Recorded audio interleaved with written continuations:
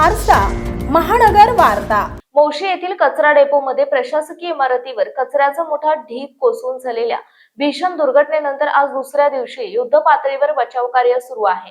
या दुर्घटनेत इमारतीमध्ये अडकलेल्या 23 नागरिकांपैकी आतापर्यंत एकूण 9 जणांना सुखरूप बाहेर काढण्यात यश आले आहे।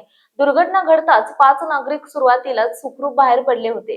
आज सकाळी एनडीआरएफच्या श्वान पथकाच्या मदतीने भावेश वाणी यांना ढिगाऱ्यातून बाहेर काढण्यात आले। मात्र यशवंतराव चव्हाण स्मृती रुग्णालयात उपचारापूर्वीच त्यांचा मृत्यू झाल्याची माहिती प्रशासनाने दिली।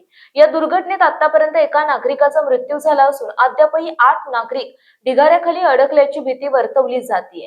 राष्ट्रीय आपत्ती प्रतिसाद दल म्हणजेच एनडीआरएफ, भारतीय सेना, स्थानिक अग्निशमन दल आणि पोलीस प्रशासनाचे जवान अविरतपणे शोध मोहीम राबवत आहेत।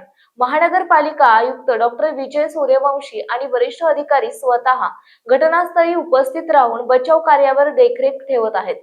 तर खासदार श्रीरंग बारणे यांनी घटनास्थळी भेट देऊन परिस्थितीचा आढावा घेतला।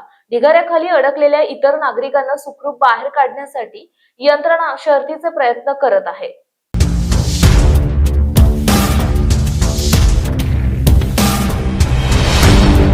तुमच्या शहराचा आरसा महानगर वार्ता।